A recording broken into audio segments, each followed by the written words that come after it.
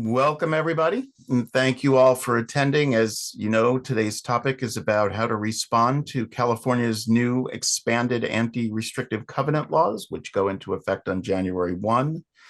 Although the FTC may wind up issuing a ruling banning non-competes and de facto non-competes, which will apply nationally, that's still likely months away. The expectation is April, and will also very likely be challenged. So we're not going to spend much time on that at all. This is really focused on California. But if something should change, I am sure we will resume this conversation at that time.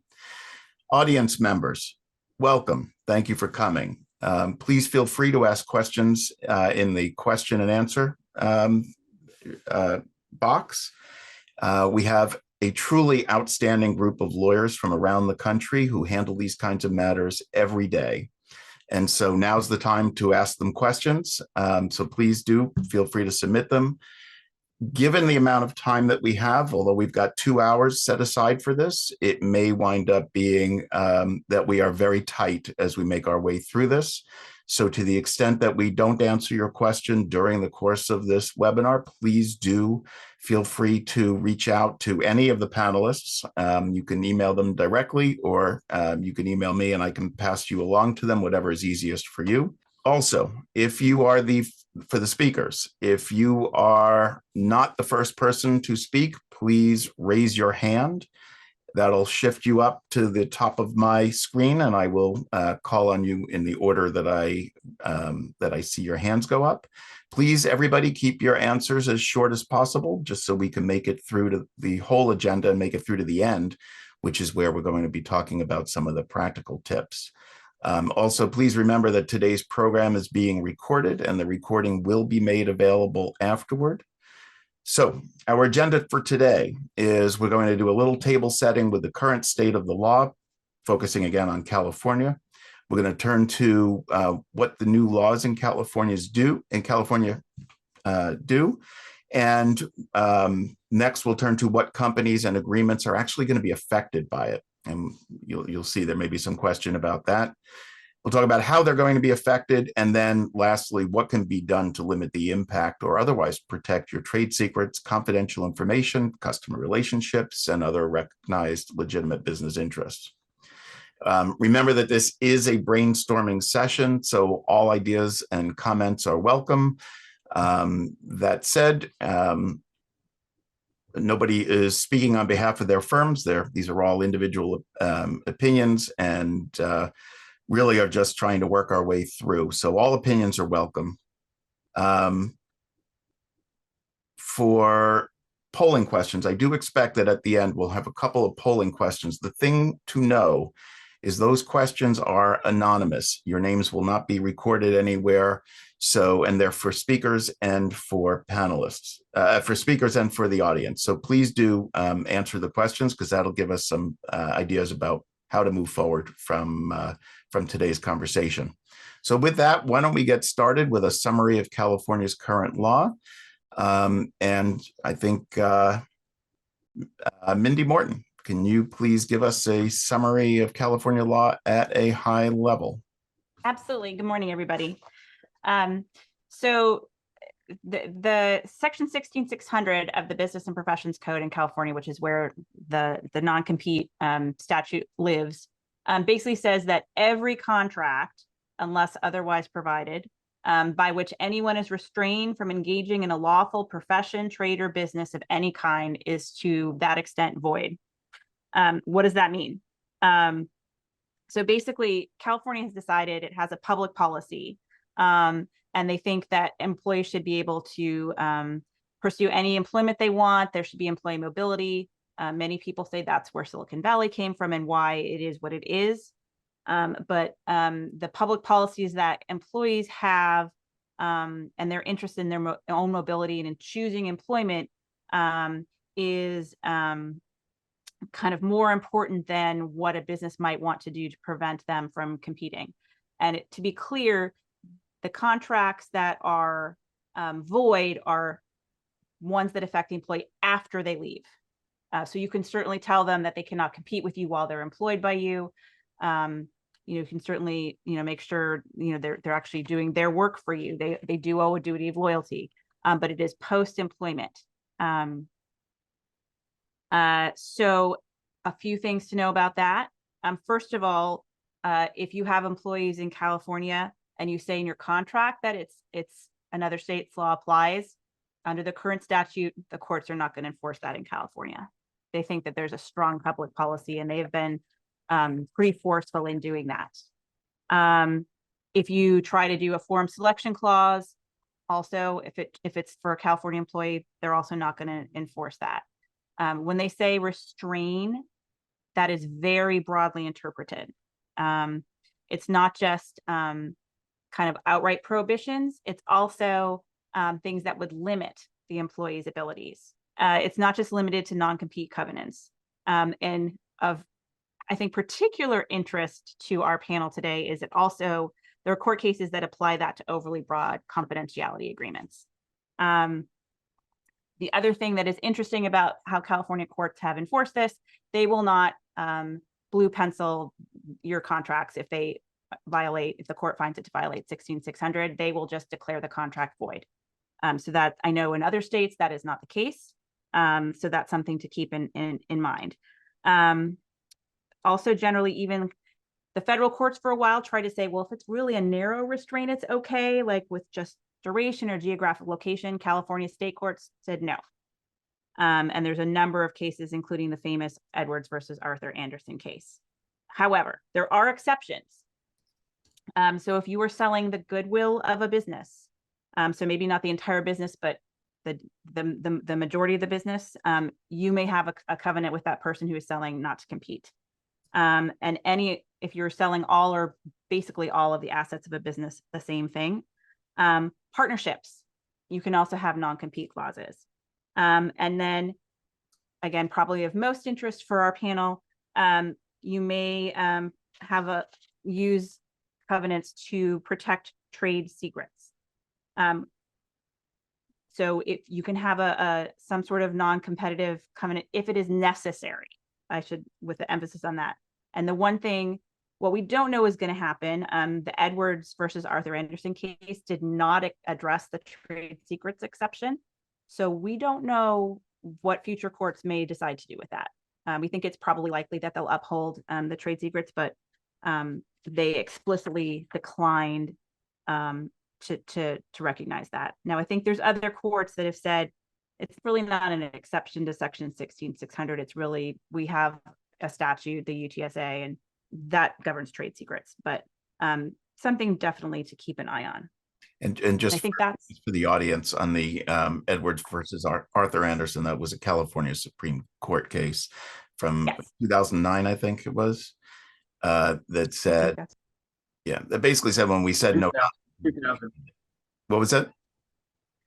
2008. 2008. Which basically said, when we said no non-competes, we really meant no non-competes. Right, because there'd been kind of nibbling away at 16600 in various state courts and mostly federal courts, and they said, nope, we really mean it. And as we'll be talking about later today, they mean it even more today. All right, before we turn to the adjacent statute that also has some bearing on this when it comes to forum selection and choice of law. Before we get to that, if anybody has any comments, especially the California folks, anything you want to add, please do just raise your hand. And if I see anybody, I will call on you. Otherwise, in the meantime, let's turn to labor code. Oh, Phil. Yeah, I would just like to add that while there is several cases that say that employees do owe a duty of loyalty and you can have non-competes while employed, I wouldn't limit it just to post-employment application. I think that's still a little bit undecided, whether someone signs a restrictive covenant before they actually start employment. And then also there is a federal court case, ITN Flicks, that discusses that there can be instances where restrictive covenants while in term, so while employed, are also unenforceable. So I wouldn't say that just because it's in term that you can necessarily 100% have one. Great, thank you, Phil. Sabrina, I know, and I'm going to note, you asked two lawyers for their opinion, and you get 3 opinions. So go ahead, Sabrina. What have you got? I just wanted to call out too that covenants not to solicit customers are generally considered equivalent to a non-compete. And so sometimes we see clients who say, okay, I'll take out the language that says you can't compete, but I'm going to have this, non-solicitive customers, and that's generally going to be treated the same. Okay. Scott, you want to address that? Yeah, I mean, that's really what Edwards, had in its sights was the customer non-solicit. The other thing that's hanging out there is an unknown or not fully resolved issue is employee non-solicits, non-recruitments, no hires. No hires are probably going to, clearly get knocked down, I think, under the greater level of authority right now. The non-solicits, we had the AMN case and the progeny of that seemed to be pulling it into the Edwards logic and saying that it should also be restricted. But we haven't had the California Supreme Court weigh in on that issue yet. So whether Edwards extends also to employee non-solicits is a little bit of an open issue. Great. Thank you. And we'll talk about what the impact of the revisions is. Hey, Phil, you've got your hand up still. I assume that's just from before. All right. Yes, it was. What about 16602 that allows partners to disassociate from a firm and be bound by a non-compete? Does that mean that owners of any company can be given a non-compete? So, for example, anybody who is, let's call them a senior executive in a Fortune 500 company, and they are given a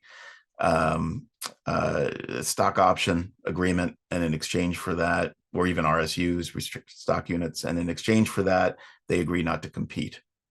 Then any of the California lawyers or anybody else have an opinion on that? I know it's somewhat controversial. Phil. Yes, I mean, there is not a bright line rule for this, but under the exceptions to 16600, owners, LLC members, partnership groups, they can agree to restrictive covenants, and it's a reasonable test that is determined. So there is no set specifics. We have one of the proposed amendments, or one of the proposed bills this year, I believe it was Assembly Bill 747, was going to add a certain percentage, and if I'm remembering correctly, it was 10% ownership. But that bill did not pass and was tabled. So there is ambiguity as to what amount of ownership you would need, and then just there's ambiguity as to what is reasonable. Thank you. Jennifer? Sure. So this is something I spend a lot of time on because we read a lot of contracts around here. Yeah. And I just to put a finer point on it, when you look at interim, so let's talk about interim first. In order to evaluate under California law whether an interim non-compete is okay, you have to look at what is the scope of the duties that the individual owes to the entity. So, for example, an employee under California law clearly has an undivided duty of loyalty. And so when you're talking about interim non-competes for employees, that would be something that under most circumstances, of course, nothing is ever 100% in California, that there's going to be a permissible non-compete in that situation.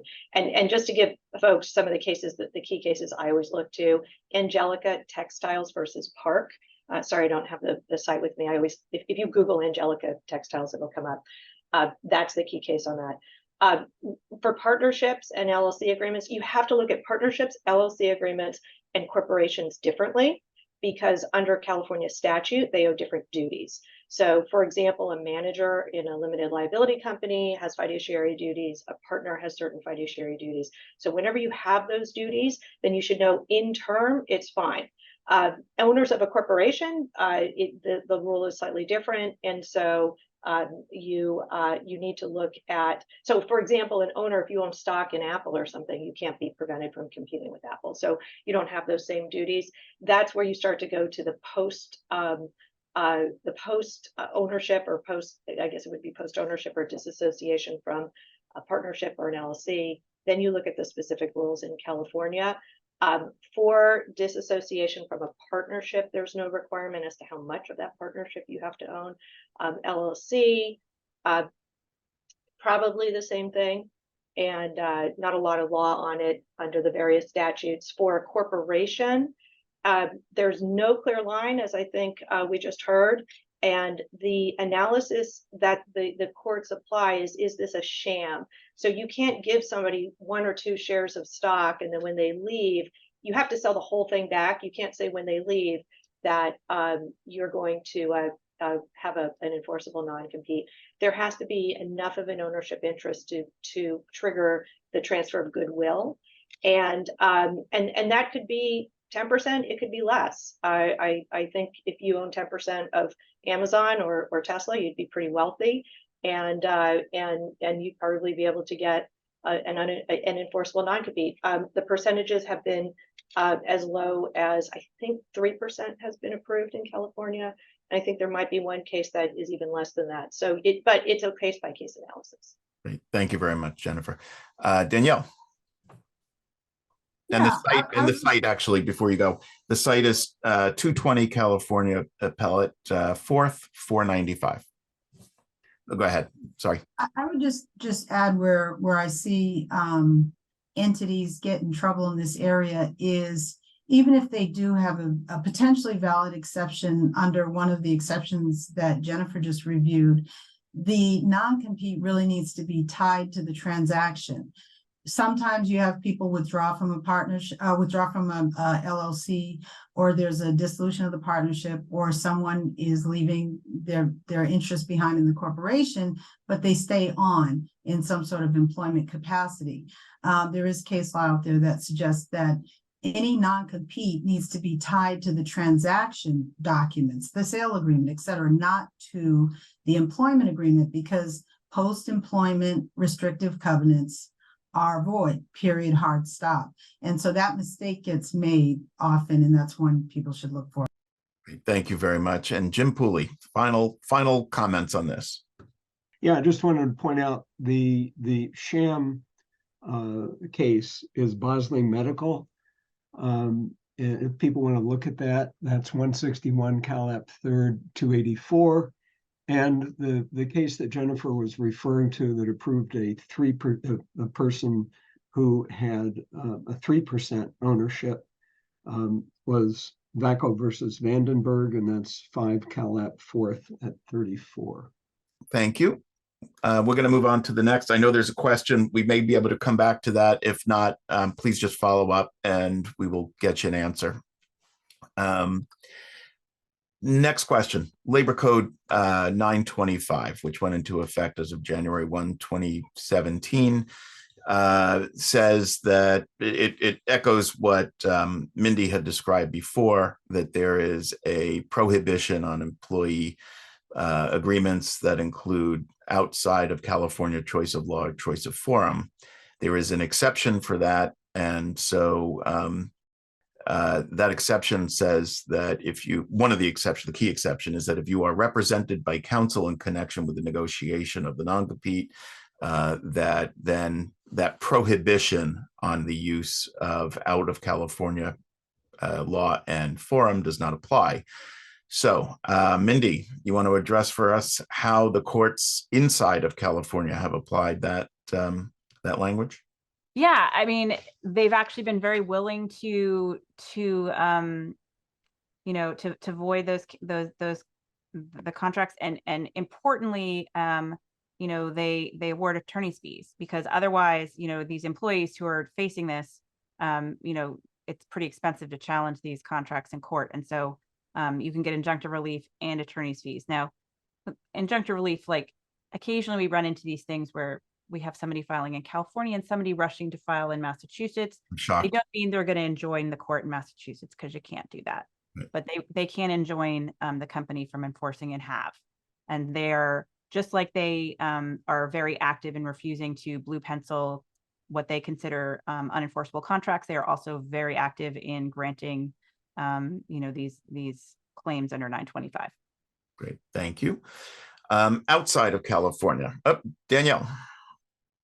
I just wanted to emphasize that the requirement, the exception to 925 requires active engagement by a lawyer. It's not enough to have the provision that says you've been advised to consult an attorney about the. You probably want to put something in your agreement that specifically says you in fact did talk to this attorney. You may even want to have a little box where someone puts their initials. You may want to refer to section 925, and you may want to have that attorney countersign the agreement. Great. Thank you. That's very helpful. And what about outside of California? Have people seen how courts have handled that? All right. So one of the things that we do know is that back in, I think it was 2018, 2018 or 2019, in Nuvasiv versus Miles out in Delaware, the Delaware court found that Section 925 effectively made interpreted California's public policy as not being as significant after 925 as it was before 925 if somebody has been represented by counsel, meaning that if you're represented by counsel, then the public policy against non-competes is kind of not as much of a concern because you had counsel. And so then the court there enforced the non-compete, enforced the form selection and the choice of law. So that's one. The other one I know recently an Indiana court rejected the argument that California law has to apply and said, we don't even need to look at 925 because Indiana law was the chosen law. Indiana law says that, and the forum, and Indiana law says that we look at Indiana law, given the nature of the relationship, and it applied Indiana law and invalidated and rejected the argument about California law. Phil. Yeah, I just want to make sure there's clarity here. There's two Nuvasiv cases, Nuvasiv Miles cases, and the first one, I believe, is what you were describing, but then subsequently the court completely reversed itself and said that California fundamental public policy still outweighs Delaware law, and then ended up applying California law. So there's two actions there. I mean, and what's important about 925 is it doesn't say that if you have a lawyer, then you have waived California law and the protections under California law. It's really a shield for the employee, because all it says is that if you do not have an attorney, then the employee can automatically void the choice of law or choice of venue provision, not that you have then waived the law. So there would still then need to be, in my opinion, a balancing test. And as the court did in Nuvasiv 2, applied to California law, still applied. Great. Thank you, Phil. Danielle, I assume your hand is up from before. No, it's not. Okay, go ahead. I also think, what is the effect of 925? The greater effect is not really on choice of law, it's really on form selection. So to the point that was just made, all that happens if you have the 925 exception is you go back to what the law was before January 1st, 2017. What was the law before then? The law was California law always applies. California would always apply its law. And I think there's a sampling of cases out there from other states that also kind of say, well, California law seems to be very strong, the public policy. The real issue is the form selection, because even though California would always apply its own law, no matter what choice of law was in the contract, it would respect form selection clauses. And then there was that United States Supreme Court case that came out a few years ago, reinforcing the importance of form selection clauses. So what 2017 really did is it made it impossible to get these disputes settled in other states where you at least had a fighting chance of maybe having a different law apply. Perfect. Thank you. And Sarah. Thank you. I was just going to add a few other examples of cases in federal courts around the country that have addressed this issue when it's come up on either a choice of law or choice of forum question under 925, because there is significantly disparate treatment in the case law, with some federal courts saying, yes, 925 applies, California law applies. And some courts saying we absolutely don't care about that at all. Under our choice of law analysis, we're going to apply the law before them. So one is Renoco Coffee versus Castagna. That's from the Eastern District of Missouri. And the site is 2021 Westlaw 842599.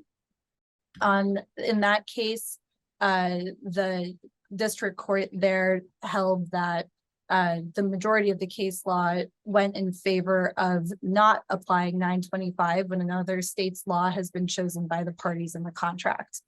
A similar outcome happened in the district court in the District of Minnesota in C.H. Robinson Worldwide versus Traffic Tech, which is 2021 Westlaw 4307012. And that's a very interesting case because it went all the way up to the Supreme Court on a writ of certiorari, which was denied on a very interesting full faith and credit argument. On the other side of things, in Delaware Chancery Court in 2020, Focus Financial Partners LLC versus Holsapple. There, the Chancery Court applied Delaware conflict of law rules to determine that Section 925 governed the case and invalidated the Delaware forum selection and choice of law provisions in the restrictive covenant agreement. So this is just a sample. I could go on, but I will stop there. I would just encourage folks who are interested to see how these issues are being analyzed by the courts to check those ones out in particular. And Sarah has multiple articles on this, so please go take a look. Scott, thank you, Sarah.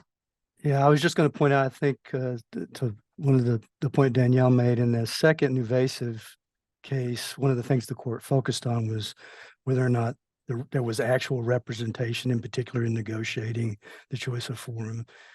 So the facts around how the representation worked can be really key. And there's also, I know there's a New York Marsh case, for example, that makes a distinction based upon New York's choice of law. Yep. Thank you, Scott. That is, I mean, this winds up becoming a fairly nuanced issue that I think people would be very well advised to understand the scope of what 925 allows and what it doesn't allow, and where they're likely to get the benefit of the statute if you're an employer. Okay, that moves us then to the new statutes, and there were two of them. Why don't we start with the new version, the amended version of 16600? Tom, can you walk us through that? And actually, I think you're going to cover the next three. So if you don't mind, you can walk us straight from 16600 all the way to 16600.5. Happy to. Good morning or good afternoon, everyone. Yeah, as Russell said, there are two statutes, and one is an Assembly bill, the other is a Senate bill that have the effect is that there's an amendment to Business and Professions Code 16600 that Mindy went over earlier, as well as two new statutes as well. So let's just start with the first one, the Business and Professions Code 16600 amendment. It as Mindy indicated, historically it was just one sentence that said essentially every except as provided in this chapter, every contract by which anyone is restrained from engaging in their lawful profession or business is void. This it has now been amended effective January 1 to add in some subsections. One is it expressly says that statute is to be read broadly in accordance with Edwards versus Arthur Anderson to void the application of any non-compete agreement in the employment context or any non-compete clause in an employment contract, no matter how narrowly tailored, that does not satisfy an exception. It states that this is not a change in existing law, but is declaratory of existing law. And it also goes on to say it's not limited to contracts where the person being restrained from engaging in the lawful profession, trade, or business is a party to the contract. In other words, it applies now expressly to agreements between employers not to poach or to hire their employees. And so as we look at the next statutes, it now gives a specific, this results in individuals having a private right of action to challenge no poaching agreements between employers or any other, they just don't have to be a party to the agreement. The next provision that is, it's a new statute, it's Business and Professions Code 16600.1, provides that it's unlawful to include a non-compete agreement or clause in any employment contract, or to require an employee to enter a non-compete agreement that does not satisfy the exceptions, sort of reinforcing that point. And then it adds various notice provisions now, if there are such provisions or agreements or clauses in an agreement.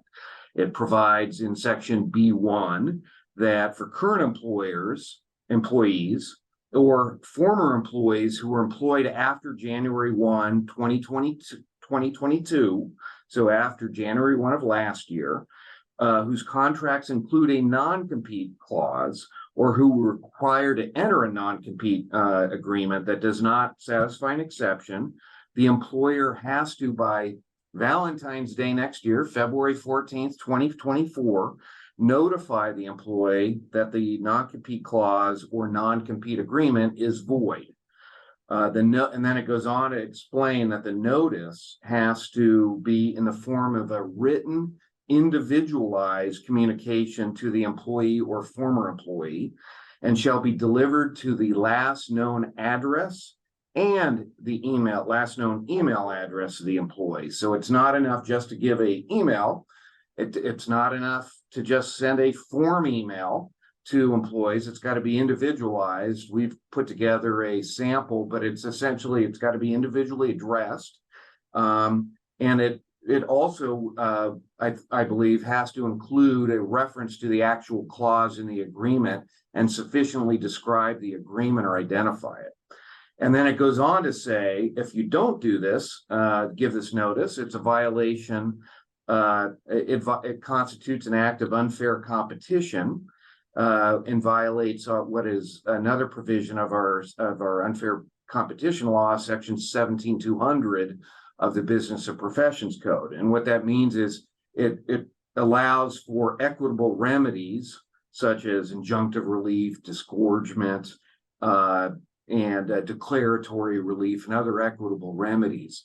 Doesn't expressly say that you get attorney's fees under 17200, but there is certainly an argument that, depending on the circumstances, that it could trigger our Private Attorney General Act, which is Code of Civil Procedure 1021.5, that would potentially award attorney's fees for situations where you might be talking about a large class of employees who have not gotten a notice. So there certainly will, I think, be further litigation on this, but there is an argument, at least, like I said, that it could trigger that and be a hook to get attorney's fees for the failure to provide the notice. The third statute is then Business and Professions Code 16600.5. They've left, I guess they're going to come back and maybe add 2, 3, 4, but all they have now is 16600.5, which again says that any contract that is void under this chapter is unenforceable regardless of where and when the contract was signed. Subsection B says an employer or former employee shall not attempt to enforce a contract that is void under this chapter, regardless of whether the contract was signed and the employment was maintained outside California. And I know we're going to have further discussion on this, and there's a lot of commentary on this provision, a lot of confusion. To some, there's an argument, I think, that this is, has been essentially restating the law post a case called Application Group versus Hunter Group. Although there's still a lot of ambiguity in the statutory findings to this section, it declares that the intent is to address situations where, quote, an employee seeks employment in California, even if the employee has signed the contractual restraint while living outside of California, and working for a non-California employer. It goes on to state that the public policy is in protecting freedom of movement of persons whom California-based employers wish to employ to provide services in California, regardless of the person's state of residence. Again, there's some ambiguity on that. If, for example, if you're hiring someone living in Texas, but they sell products or services in California, is that implicated by the statute? It goes on, then subsection C rather says an employer shall not enter into a contract with an employee or prospective employee that includes a provision that is void under this chapter. And then it says that subsection D says an employer that enters into a contract that is void under this provision or chapter or attempts to enforce it is void and commits a civil violation, which means it creates a distinction between the equitable remedies that historically were the only thing you could recover. Now it's a civil violation. And then the real hammer is in subsection E, which then provides that an employee, a former employee or a prospective employee has a private right of action to enforce this chapter for injunctive relief or the recovery of actual damages or both. And then it goes on to provide that in addition to those remedies, a prevailing employee or former employee or prospective employee can recover attorney's fees in an action to enforce it. So that's the real hammer now, the big incentive to challenge these clauses because of the clear right to recover attorney's fees, as opposed to previously, you really could only make an argument for attorney's fees under the Private Attorney General Act, which would have to apply to a large number of employees. Here, one employee can bring it and recover their attorney's fees if they prevail. Let me just ask one follow-up question, and then in a moment we'll be turning to the practical implications and how we solve them or try to solve them. On the notice, so the date is, as you said, Valentine's Day, which I love that you could send flowers with the letter. Do you also have to provide notice to anybody after February 14th? So if, for example, you have an out-of-state employee and you are an out-of-state employer, and the employee on the day after Valentine's Day goes to California and starts working there, and perhaps they even are still employed and remain employed by the company allows them to go there. Does the company need to provide them with notice at that point? And I'm not saying you have an answer, by the way. I don't think anybody does. It's an excellent question. The statute clearly says you have to give notice by February 14th, right? Yep. So, but I think the intent would be if there's a violation or you have a statute that's or a contract that's implicated after February 14th, I think it would be likely found to be a violation of the intent of the statute if you didn't give the notice just because somebody actually first was implicated in after February 14th. But that is not addressed in the statute or in the findings. Right. So that'll be 16600.1B3, I imagine. Exactly. Thank you. I think that's the first case that the plaintiff's lawyers are going to bring, is to say, well, even people who move to California in 2025 should have gotten notice on February 14th of 2024, and then we're going to have to see how the courts handle it. Thank you. Danielle, you had your hand up? Yeah, I mean, I think what they're trying to do is they're trying to get these things out of the agreements, right? And so that's really what they're trying, the behavior change that they would like to see. And I think that, employers would probably be smart to go along with that encouragement and simply get these out of their agreements. I do think, though, that the statute doesn't say after February 2014, you have to do anything. And I agree with Tom that, there will be litigation over this, but it does seem a bit unwieldy. If you have people moving about back and forth, you have large numbers of employees moving back and forth, and you're having to audit, on a daily basis, what employees now in California are working in California. And sending out the notice. So it doesn't seem very practical or pragmatic, and it seems like there ought to be a pragmatic fix. But in my view, the fix would be to eliminate all such covenants in agreements for employees working in California, and then dispense with the notice. You wouldn't have to have the notice requirement. Thank you, Phil. Yeah, I largely agree with Danielle and the prior speaker. Sorry, I forgot your name. But the one thing I would add is that we will definitely see, plaintiffs' counsel file suit. But in terms of statutory construction, when there is a requirement for anyone to do something, that is, the courts tend to follow the exact language of the statute. So the fact that it says that it must be done by February 14th for a contract that is entered into after the fact, or for someone who was not there at the time, I think it's going to be very hard for a court to say that notice must have been given to that person. Thank you. I've got one last question on this issue, and then I know we've got a number of questions from people about arbitration provisions and I saw the separation agreement. Looks like that got answered. But if anybody doesn't get their question answered shortly, it'll be answered a little bit later. I think the arbitration ones, we've got a topic for that later. So that one I know we will cover later. The last question on this topic, though, is, are out-of-state courts required to apply California law if the employee flees to California? To the race to the courthouse concept. Sarah. Thank you.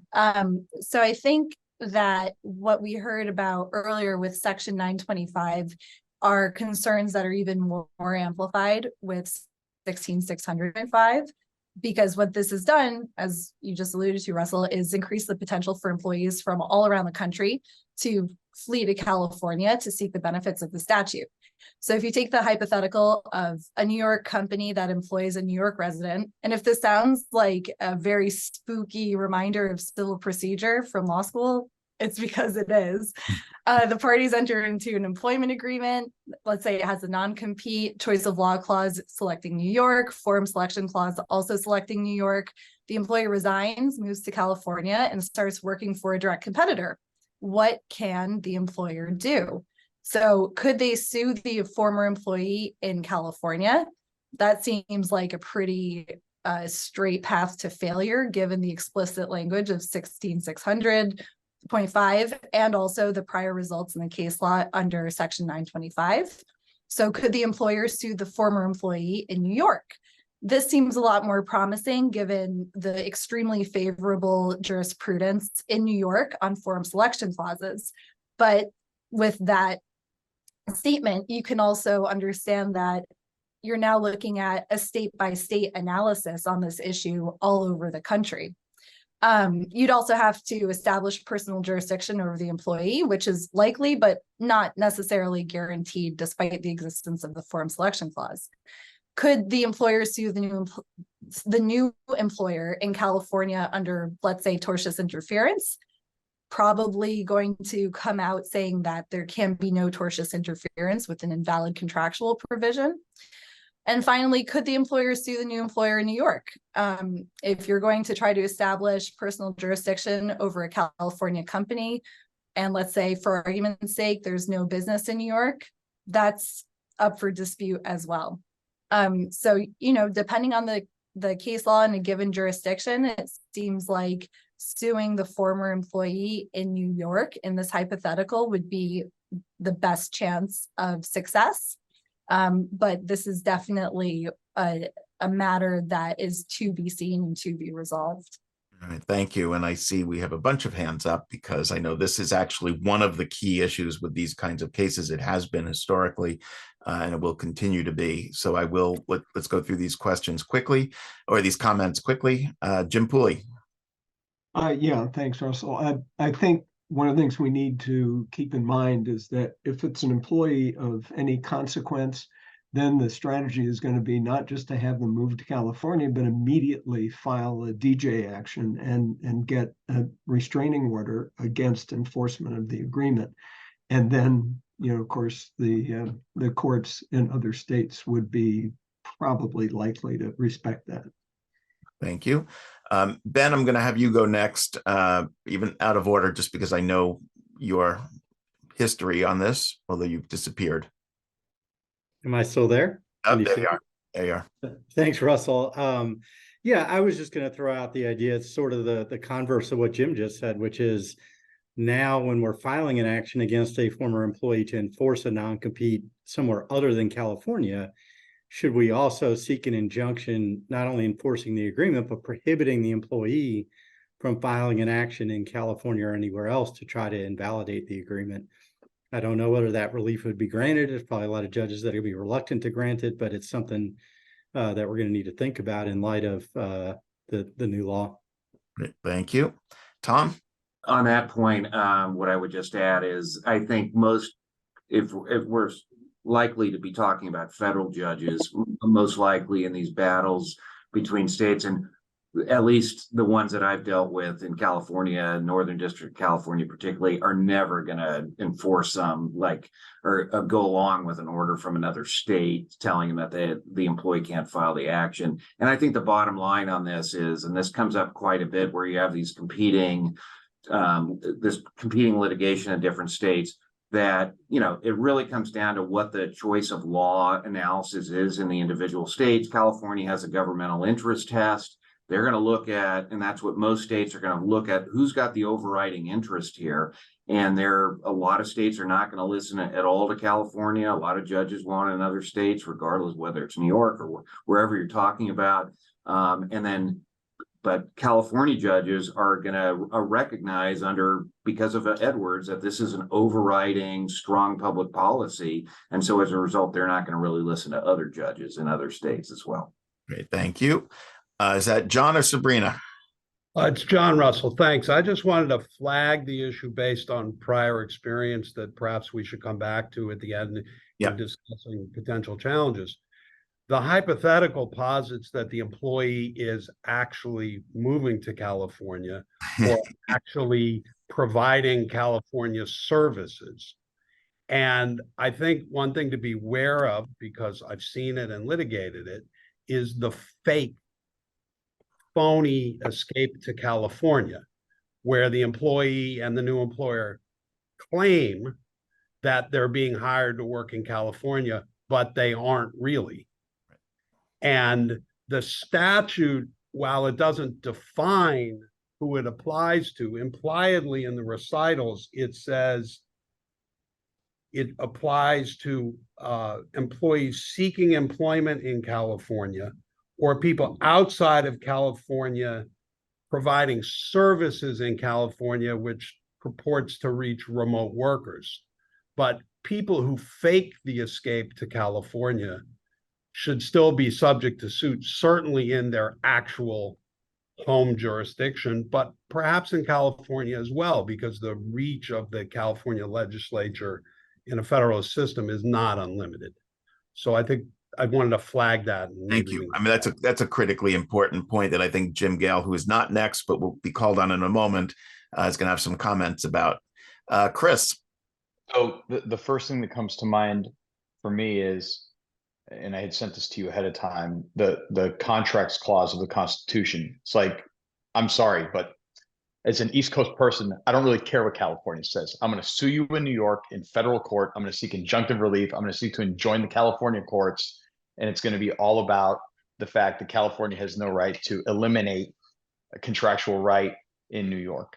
Okay. So, good luck. So, if it's a California company, California residents, fine. But the scope of this, of the statute and the way that everyone's on this call, we're reading it from California's perspective, right? I think everyone else is going to look at it. And I'll say that as a Massachusetts resident, I will sue you in Massachusetts in federal court, right? And seek, every possible relief I can to prevent California from having any say, right? I mean, they would have to, at some level, abstain, and it would be the first to the courthouse, and there are all the different abstention rules and doctrines, and it's great for legal nerds, but the reality is faster you can get to a judge, seek emergency relief in federal court, you're going to be better off. Right. So I think, anyone going to California, it's all about emergency relief. Right. And the problem, of course, is that the employee will know generally the employee will know before the employer knows. And so they can do exactly what people have been describing, which is run out to California, file your declaratory judgment action, and then give notice that, or simultaneously giving notice that you're resigning. Thank you. Jim, Gail. Yes, well, thank you. This statute 16600.5 has now done for me that which I've been doing for the last 30 years, which is moving employees from outside of California into California and then filing DJ actions to invalidate their covenants. I've also been on the flip side of that, which is, as Chris just said, filing injunctions in other states to enforce an injunction before they go to California or before they get their California action on file. I disagree with what Tom McInerney said about a court in California ignoring what a New York or outside of California court may do. I got smacked by the California Supreme Court in Advanced Bionics versus Medtronic because I filed a DJ action in California, and thereafter Medtronic filed an injunction on 2 hours notice, got an injunction on 2 hours notice. I then got an injunction in a California state court preventing enforcement of the Minnesota injunction. And as you can see by the Supreme Court decision in Advanced Bionics versus Medtronic, I was completely shut down on the basis of comedy.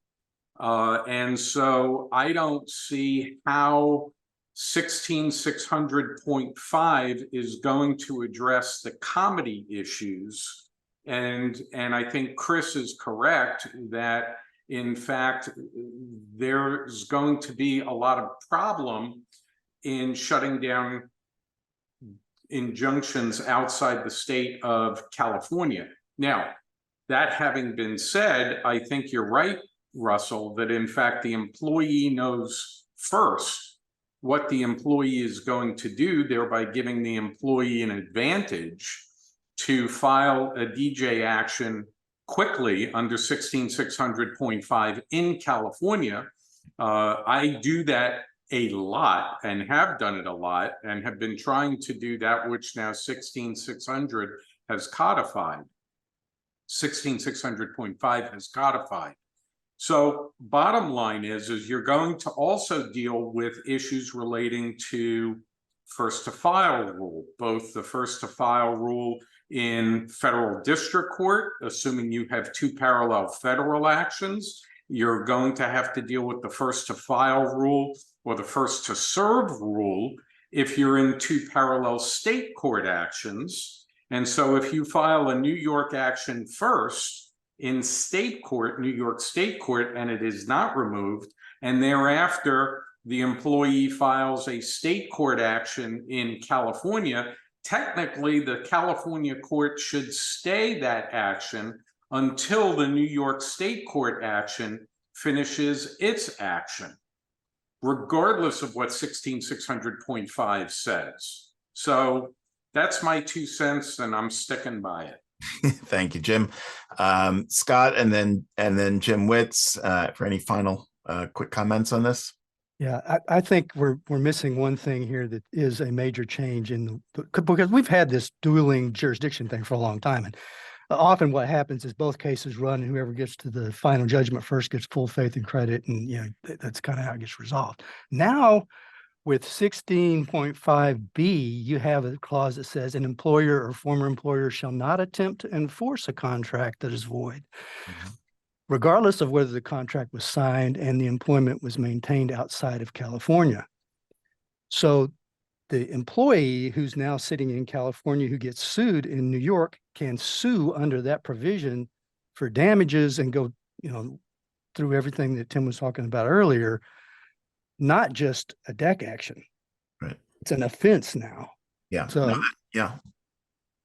No, no, that's, I mean, that's a very valid point. And I think that's when you're going to get Chris Pardo's comments about, trying to challenge the statute, in terms of any constitutional challenges or others. Thank you, Scott. Jim Witz. Scott and I have been working together too long, because that was really the point that I was going to address. But in the competing issues in the past, we've had, parallel cases running simultaneously, where I've gotten an injunction in Illinois enforcing a restrictive covenant agreement. The employee sued in a deck action and gotten a ruling from the court in the deck action that the agreement's unenforceable.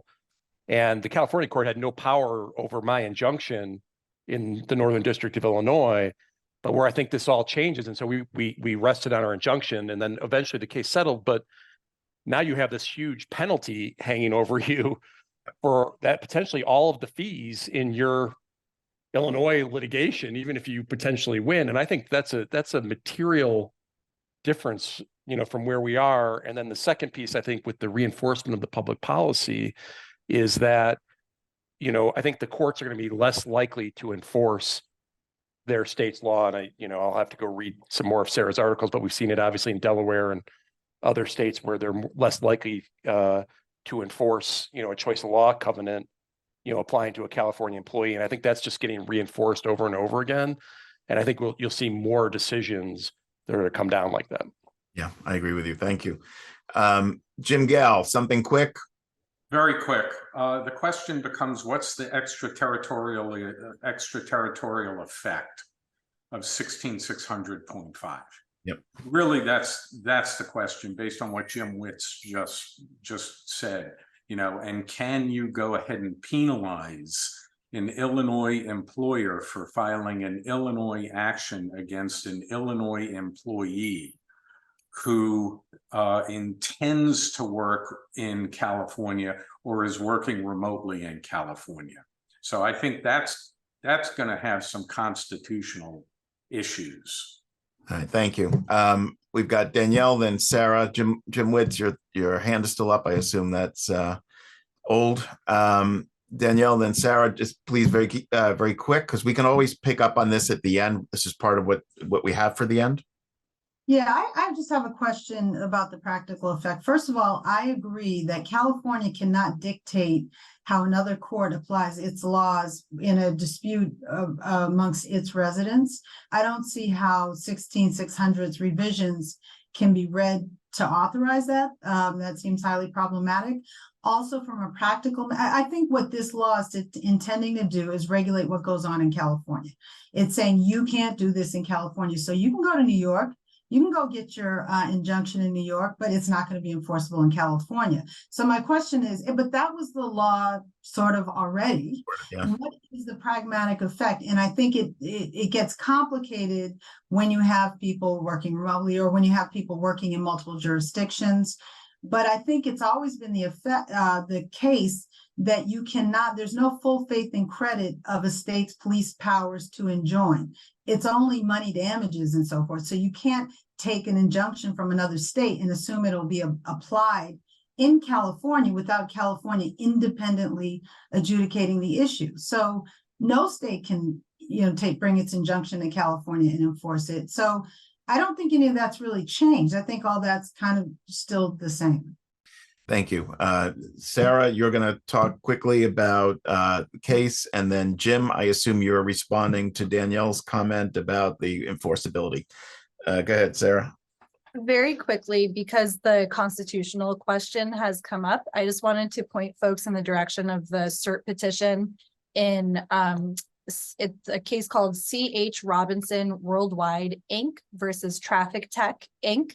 The 8th Circuit decision in the court below is 60 F 4th 1144. The petition for certiorari was denied, but this is a case that looked at whether the full faith and credit clause and the due process clause mandated the application of Section 925. So very similar arguments to what we're hearing today on both sides.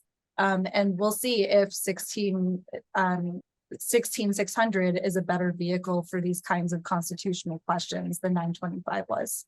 Thank you. All right, Mr. Gall, you got the final word on this. Final word is, I disagree respectfully with Danielle.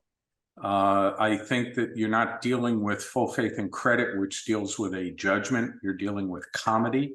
And under the present state of the law in California, the Advanced Bionics versus Medtronic case absolutely shut down the enforcement of an injunction, or absolutely abided by the enforcement of a Minnesota injunction against a California employee. Thank you. We have a question about the hypothetical that Sarah had given before. Jim, can you put your hand down? Before you get up, go away.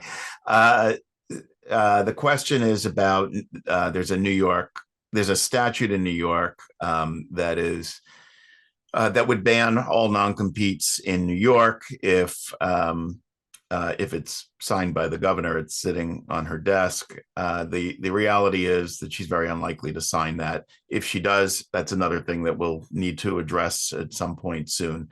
But the hypothetical could be from any state. It doesn't have to be New York. So just because that question came up, I'm going to give you just a very, very high level analysis of what else you just need to be aware of. Minnesota just passed a ban this year. So all non-competes in Minnesota effective as of July 1. Any agreement signed on or after that date is invalid, does not apply retroactively. You've got the New York question. The FTC, I'd mentioned in the beginning, look in April, possibly before, but look in April for a rule that gets issued by them that says that either all non-competes are banned, and almost all in the context of even a sale of business, or something short of that. We'll have to wait and see. We're not going to get into it now. That'll get challenged very quickly, I'm sure.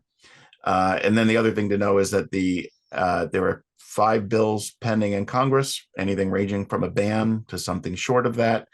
And then there is the NLRB General Counsel's memo that says that using non-competes for anybody that's subject to the benefits of the NLRA is that using the agreement for those people is an unfair labor practice. There is now an enforcement action or a charge based on that. The FTC has brought a couple of cases as well, enforcement actions. So just be aware of those. We're not going to get into them. If anybody has questions about them, I am sure anybody on this call would be happy to walk you through all of that. So with that, let's turn now to the practical implications. We have about an hour left on the practical side of this. And I'm going to ask Scott McDonald about this. David, can you mute, please? Thank you. Scott McDonald, can you walk us through what agreements are at risk here, and which agreements are not going to be affected? Yeah, I think that the one category that's not going to be affected is the exceptions under the chapter are still the exceptions under the chapter. That's pretty clear. Yeah.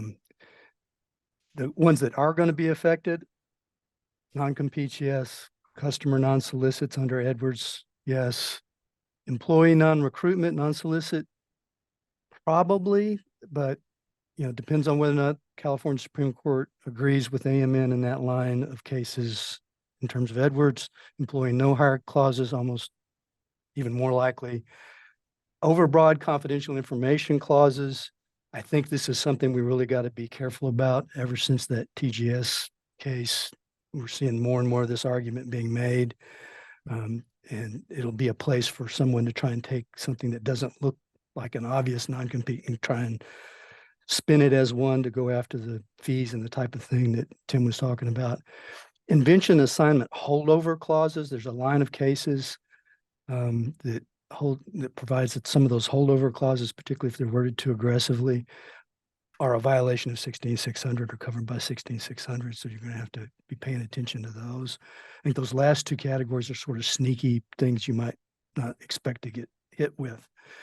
The big unresolved issue in my mind is business to business agreements. That's the big question mark. Because if you look at the California Supreme Court's decision in Eshell, it says that the per se voidness, logic of 16600 doesn't apply in business to business agreements to use a rule of reason analysis. eShell, by the way, is 266, Cal Reporter 665. That's a 2020 California Supreme Court decision. Is that now overruled, or is this language that's in the 16600 subdivision C that says this section will not be limited to contracts where the person being restrained from engaging in a lawful profession, trade, or business is a party to the contract? Does that then wipe out eShell and that whole line of logic? Well, the other part of the subdivision B says nothing in here is intended to change the law. This is arguably just a statement of the law, but it says with respect to this subdivision, not subdivision C. Now, when you look at the comments to the statute in the first place, they seem to roll them all together and not intend to any kind of change in law. So I think there's some tensions in here about what this is intended to cover. What does 16600C really sweep into it? I don't know that there's going to be a way to resolve that. I think there's at least 3 different ways to look at it. One is to say 16600C is intended to target employee no-hire agreements, non-solicit restrictions in employment agreements, because this one employee A over here has this restriction and it stops me from hiring this guy.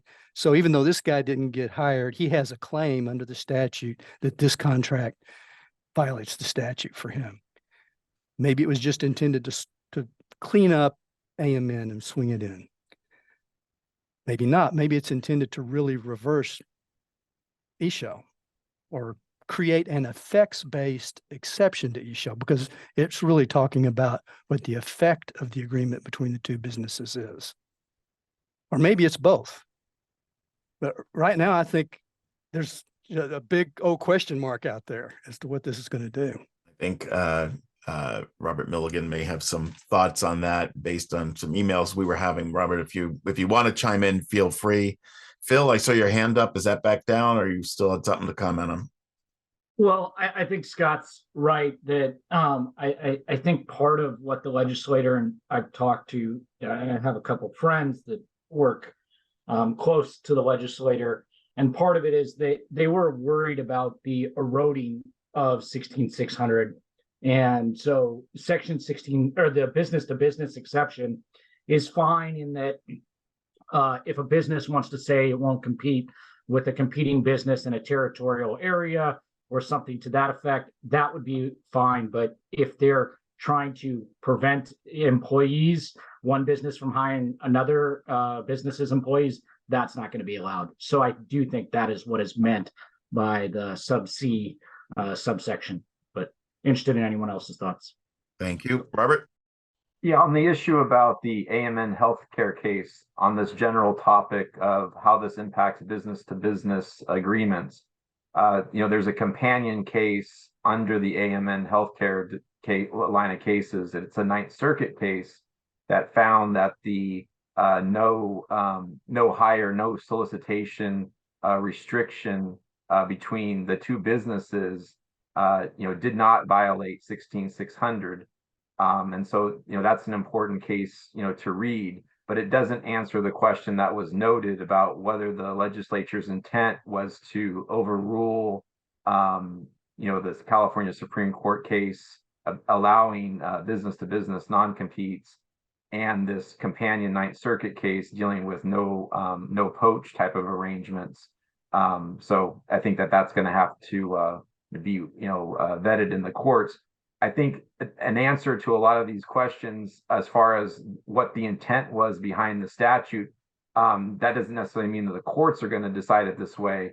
But if you look who drafted the statute, it's the 46 law professors, the California Attorney General, as well as a California-based business that was dealing with recruiting type issues, getting poached and whatnot. So I think the intent is to be as expansive as possible, but whether that is going to bear itself out in the courts is a different story. Thank you. And I think we've covered some of the questions already, but Scott McDonald, if you had anything else you wanted to add before we turn to the notice piece. No, I didn't have anything else. I think that covered it. Great, thank you. All right, so Danielle, I know you're going to walk us through the notice. I know we talked a little bit about that before. My question for you then is, what is your take on what the statute will require in connection with the notices? How specific do they need to be? Do companies need to specifically identify each agreement? Do they need to identify each restriction in each agreement? Or is just a general notice, you have a non-compete that may be prohibited by California law if it is, you may have a non-compete that may be prohibited by California law. And if so, it is invalid and unenforceable. Okay, thanks. I think the first thing that I would start with is advising employers to amend if they can before December 31st, 2023. It eliminates the notice requirement for current employees at least. And I know that some employers are out there trying to do that. The second thing that I would look at for former employees is just to make sure that the provisions are still in force and haven't expired. So for example, if you have an employee that has a one-year term, they were a former employee as of January 1st, 2022, but at some point in 2022, they left and they had a one-year term. If I'm thinking of the math correctly, by December 31st, 2023, they should no longer have an active enforceable restrictive covenant. So you want to exclude those people. So I think the first step here is to see who you can exclude from the notice because they don't really have a covenant that falls under the notice, even though, it may seem at first glance that they do. Let me just interrupt for 1 second on that, Danielle, because before we get to what the notice needs, the substance of the notice. So the statute talks about not just if you have a non-compete, but anyone who, the language is employees who were required to enter into a non-compete agreement. And I'm thinking that that may actually have operative effect from the perspective of if the California legislature actually wants to give these people who were previously subject to a non-compete. So in your example, the person who served out their non-compete term for that 1 year, maybe they've been damaged by having that enforceable non-compete now that has been retroactively invalidated. And so what's your take on that? And I'll also open this. Well, that's certainly an interpretation. I think that would be a very conservative interpretation. It's troubling as well. I think you'd have to play it out. What's the risk associated with not giving notice to an employee who has no active restrictive covenant that they no longer have one that would have been enforceable in the past and would have been void in the past? I don't know. The risk seems pretty low, and the risk of giving such notice seems a little higher, right? You're drawing attention to somebody who's probably moved on. I just think from a pragmatic point of view, that interpretation suggests an encouragement of litigation when there doesn't need to be one. I probably wouldn't. I know that I would not be recommending that interpretation, and I would be suggesting that if you have an expired clause, then this statute is not intended to cover you. In terms of what the notice has to say, the statute says individualized, quote unquote. And so I think that has a meaning. It has a common sense meaning. We don't know what the statutory meaning is yet, but in my view, the common meaning of individualized is that the notice has to be addressed to that individual. It certainly has to be emailed to that individual and mailed to that individual's last known email and last known address. I think that it is not effective unless you identify the specific agreement that's at issue. That can be problematic because some employers have had employees sign successive agreements that are not clearly superseded by the this successor agreement. And so they have multiple agreements floating around with different provisions. That gets to be kind of problematic. But I think you need to identify the agreement that's at issue. And I think that it's not helpful unless you identify the provision that you're saying is void. Otherwise, what notice are you really giving the employee? So unfortunately, I think you want to be saying something roughly along the lines of, you're receiving this notice because you were employed by the company on or after January 1st, 2022, and executed an agreement specifying the agreement containing a provision California characterizes as a non-competition clause. Let me pause there. The law says non-competition clause. It doesn't say customer non-solicit. It doesn't say all these other things. So I think you need to explain that a little bit, because we know it is intended to cover these other types of agreements. I think you need to identify the paragraph. You may have to say, even though the provision is not specifically labeled as such, so that you're identifying a paragraph that is not a non-competition clause, but is likely, to be considered one under the law. And then you might say something like, pursuant to Business and Professions Code, cite the section, effective January 1st, 2024, paragraph X of the agreement is void. The company will not attempt to enforce the provision.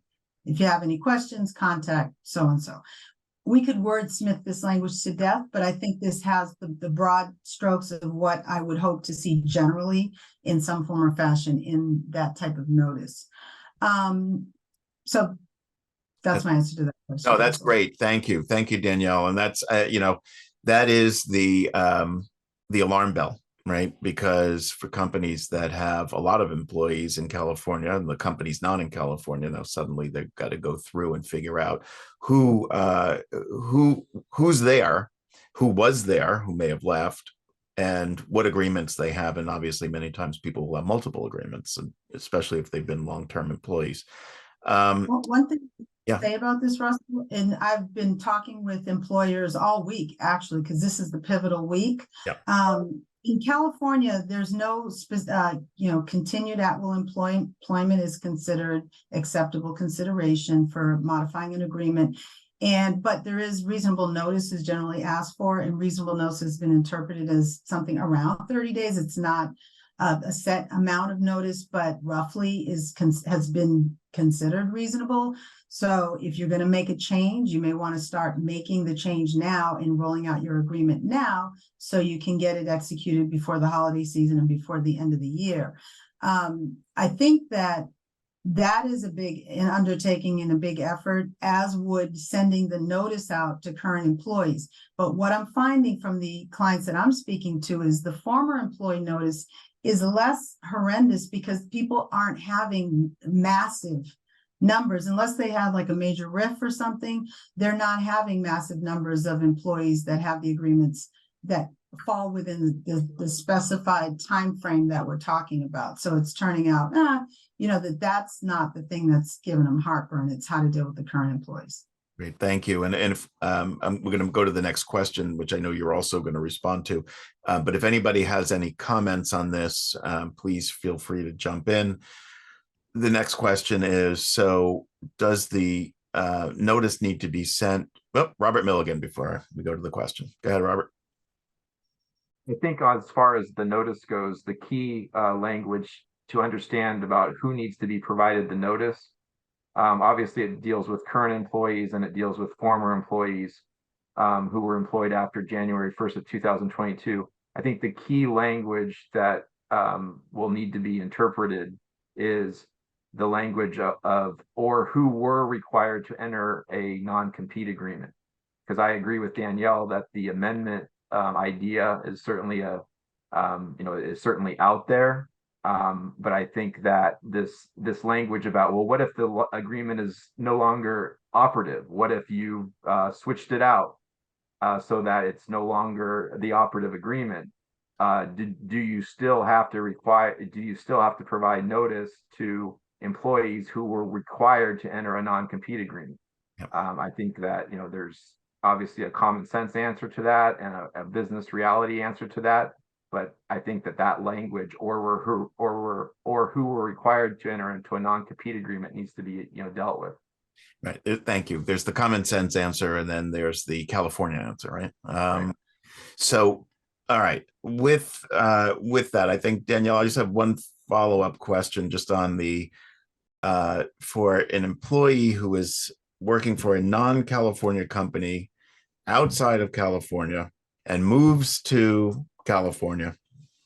Let's say I know we talked earlier about after the 14th. What about the day before? And actually, you know what? I think we've covered this, but I will ask a different question. What about the employee who has a non-compete that says, for as long as you live and reside in California, your non-compete, non-solicit, all that don't apply to you. So if you have that as part of the agreement, do they need to get notice? So California employee, right? I'm not sure, and I think they might. And let me tell you why there's a lack of clarity there. This language, primarily live and work in California, this language is being pulled from Labor Code 925. Business and Profession 16600 at SEC has no such requirement, primarily reside and work in California. It doesn't have that requirement. And so I think that the obligation under 16600 is broader than the limits placed by Labor Code 925 that you must primarily reside and work. I think that if you reside or work, I think if you have anything to do with California and your employer is attempting to enforce the non-compete in California, whether you sometimes reside in California, whether you sometimes work in California, whether you do both all the time, an employer is not going to be able to enforce the non-compete in California. So I think that in fact, I was just working on an agreement yesterday where I said if the employee resides or works in California, not primarily and. So that, I don't know if I'm actually answering your question, but I think it's and I'm actually really curious if anybody else, it looks like there's some has thought about the difference between that language in 925 and the language in 16600. Awesome. Thank you. Scott. Yeah, I think this is a risk balancing issue, because if you've already said this section that's the non-compete restrictions doesn't apply to you in the agreement itself, they're arguably not under a non-compete. So what are you saying has to be voided? Nothing has to be voided. It doesn't apply to you already anyway. Now the problem is this, combination of reside and work. What if they just reside and they work somewhere else, or they, reside somewhere else and work in California? I think that's going to create a muddy picture. But if they're clearly just, residing in and working in California, and it says that this doesn't apply to them there, I think it's a stretch to say they'd have to get the notice. I think it's different. The different question is then, what do you do going forward in your agreements? Is that kind of language going to work going forward? And I think that's pretty clearly not. To Danielle's point, the 16600 now, as it's structured, has nothing to do with whether or not you reside and work primarily. And it's just, even if you resided outside of when you signed, even if you worked outside of when you signed, I think the language is now going to have to say it just doesn't apply to you in California, period. Interesting. So somebody could just move to California, back to that whole issue, and suddenly their agreement evaporates. Thank you, Scott. John or Sabrina? Hi. So I wanted to just kind of pick up on, I think if you have a very clear statement that this does not apply to you if you live or work in California, as Scott said, at least looking backwards, you maybe don't have to do the notice. But I think we've all probably seen agreements that have different variations on what language is used. It may have we'll use the choice of law where you last worked for the company, or it might say something like, here's the rule unless prohibited by applicable law, and you're leaving employees in a situation where they have to do some kind of legal interpretation. And I think that given that any ambiguity in an agreement is going to be construed against the employer, notwithstanding what, provisions against that might be in a contract, that given the fees, et cetera, that could attach, I think that you really want to take a serious look at just replacing the agreements for a current, for a current employee. Because I think there's just too many ways for there to be problems, even if you tried in some way to suggest that maybe you wouldn't be covered by this unlawful, unenforceable provision. Thank you. Scott, your hand's still up from before, or is this a new one? Oh, all right, he's gone. All right, Kate Pirelli.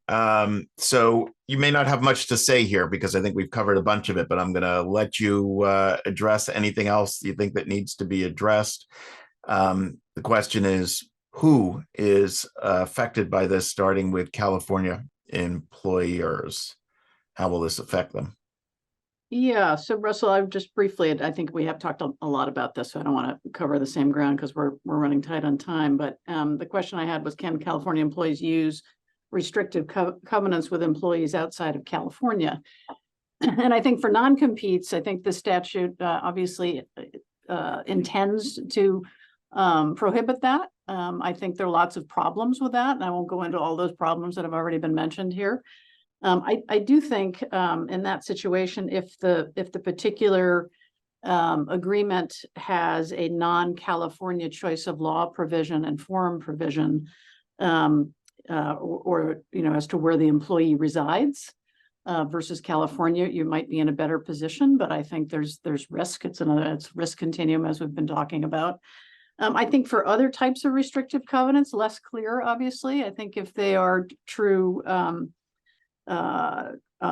don't border on non-competes. I suppose if you have a non-solicitive customers, you're going to have the same type of issue as you have with a non-compete. So I think there are likely going to be some problems there for California employees with employees outside of the state. Great, thank you. Unless, of course, it's challenged along with my Massachusetts colleague who's ready to challenge, as am I. We're going to come to that at the end. Yeah. Sabrina, anything to add about how employers outside of California with employees inside of California will be affected? I assume probably not. I think we kind of covered that. I think one more thought that had come to mind for me with the notion of just replacing the bad agreements, if you will, is that there's been a lot of other kind of tangentially related amendments to California law in recent years that you may have other reasons you want to clean up those agreements anyway. We've got restrictions on confidentiality and non-disparagement provisions that are often, housed in the same document with employees. And so it's a good opportunity to just review all of these agreements that touch on confidentiality, trade secrets, restrictive covenants. And my guess is that there may be multiple provisions that actually need some house cleaning. Great, thank you. Okay, Dawn, what are the risks to companies who violate the new laws? I know we talked a little bit about this already, but walk us through anything else that we need to cover. Whether they're violating it by using the agreements, enforcing the agreements that violate the statute, or by failing to provide notice. Yeah, I think we did tread some of this ground before, so I won't repeat everything that we said, but obviously there's a risk for lawsuits, with respect to an individual employee.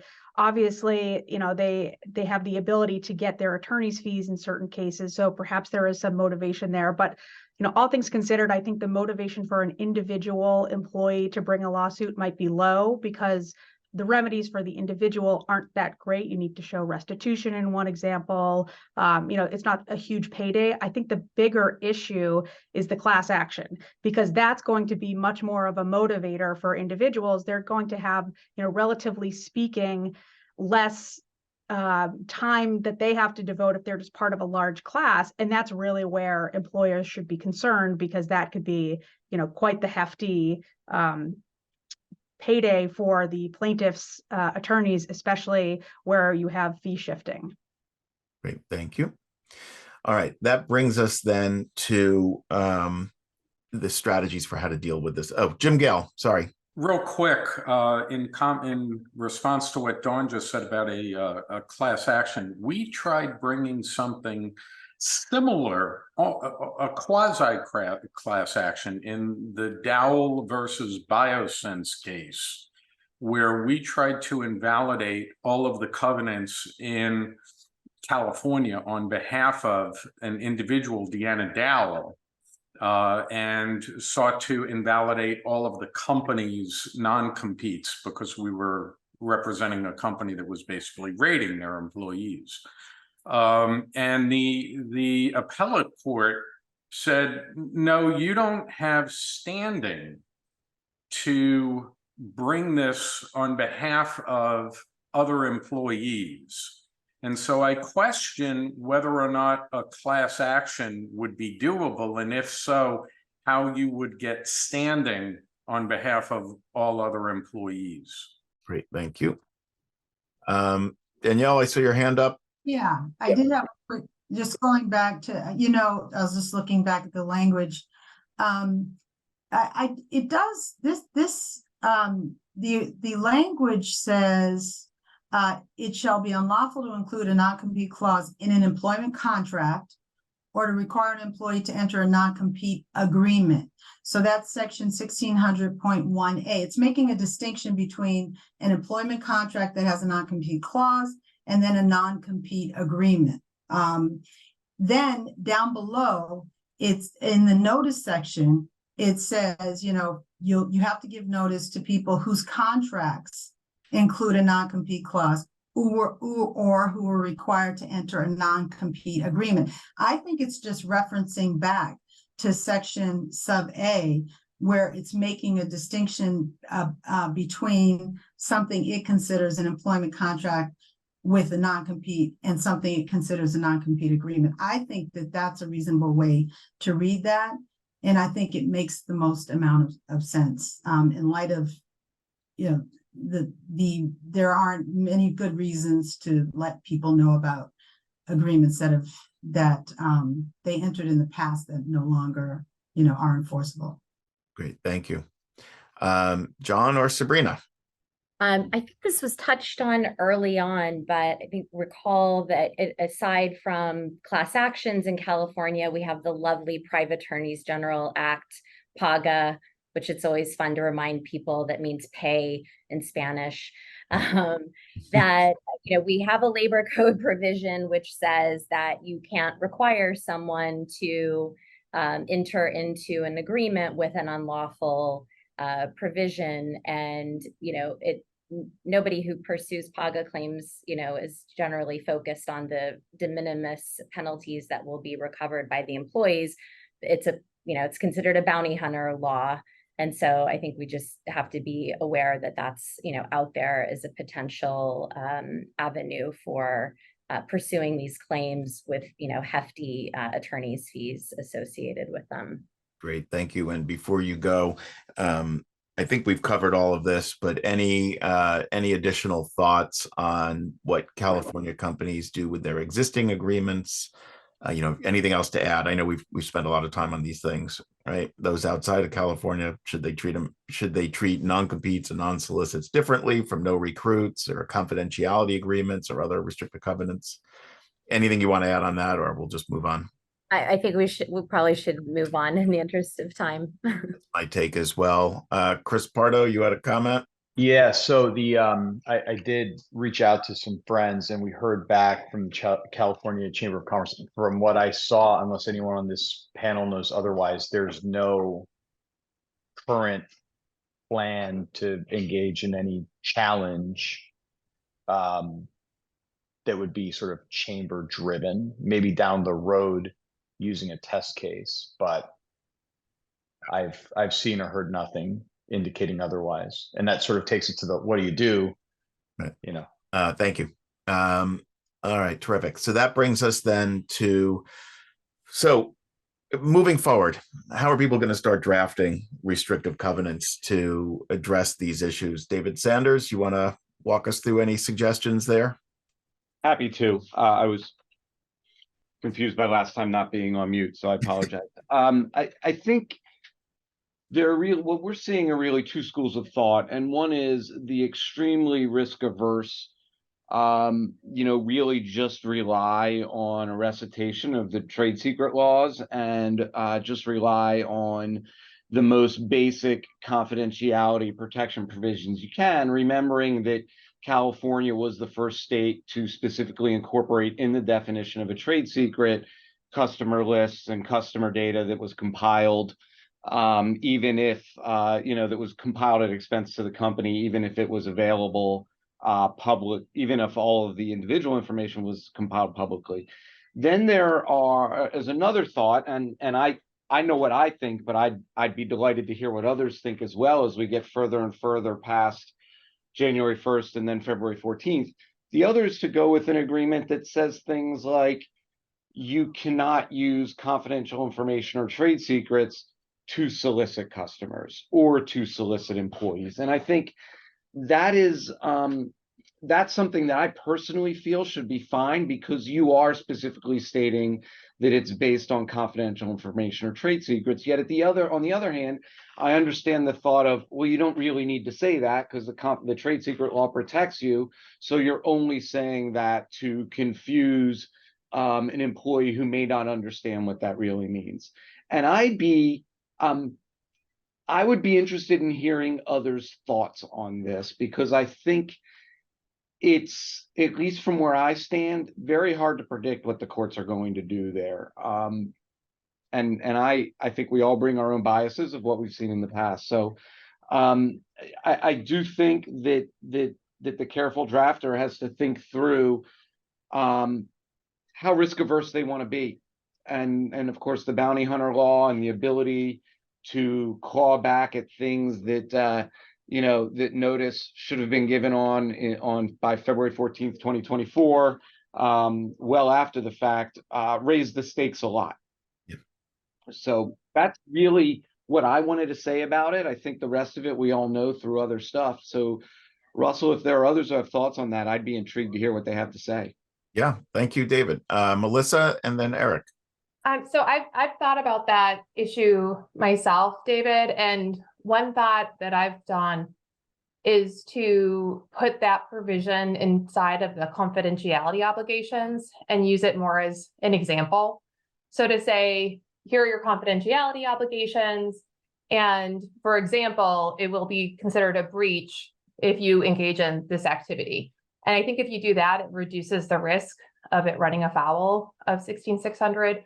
But likely the risk is still going to exist anyway, because again, it's California, but I do think that minimizes that risk. Great, thank you. Eric? Well, I would just piggyback on that. And I'm glad you said that, David, because that was going to be my comment later, Russell, that I've been preaching this, and I know some others have, for a couple of years. But Congress and California and the FTC, it seems like, decided on a balance, and they say non-compete's bad, but we're going to say the reason you don't need them is because you have protection of trade secrets. So I mean, I'm stating the obvious, but I think it's critically important for employers to really, really think hard about what gives them a competitive advantage, put that in a list, make sure that you're segregating the things that are trade secrets. I like naming them. So instead of, our confidential customer information or sales strategies, it's the BEC strategy of whatever. So we can go in front of the court and say, this isn't just boilerplate language. This stuff really matters to us. We have the BEC system. We create it, or whatever it is. Yeah. So I'm glad you brought that up, David, because I think that's what we should fall back on. Thank you. Jim? Very quickly, Eric, did you just use FTC rules and balance in the same sentence? Sorry. Well, let me just note, just so people don't get a misimpression. The FTC hasn't done anything yet. That's April, and that'll probably get invalidated anyway. Congress has multiple bills that are pending. Nothing has happened on them since literally 2015. Maybe something will change, maybe it won't. There is only two bills, they're the same bill, to ban non-competes. There is a bill that would ban them for anybody who's non-exempt under the Fair Labor Standards Act. So I agree with Eric's concern about that. I just want to make sure that everybody has an appreciation that it's at different levels and different implications if they all, if these pass. But right now, the real concern is California seeking to expand its restrictions cross country, the extraterritorial effect of what it's doing. Nicole. Yeah, I wanted to pick up on what Eric was just saying, and this is no surprise because it's the thing I emailed to Russell a few days ago. I figured and I see Jim Pooley's hand up, so I'm expecting some of the same from him. I 100% agree that quote unquote falling back on trade secrets protection is definitely something we're going to need to do. I mean, it's sort of it's not something that can be done rapidly. And so I'm extraordinarily concerned about the quick timing here, because it does not give folks significant time to react. And with all due respect to Eric, having spent a lot of time looking at this issue, and I know Jim spent even more time looking at this issue, it's not simply a question of making a list, and lists have pros and cons, and I've seen it done well and I've seen it done poorly, but it's really a whole cultural shift.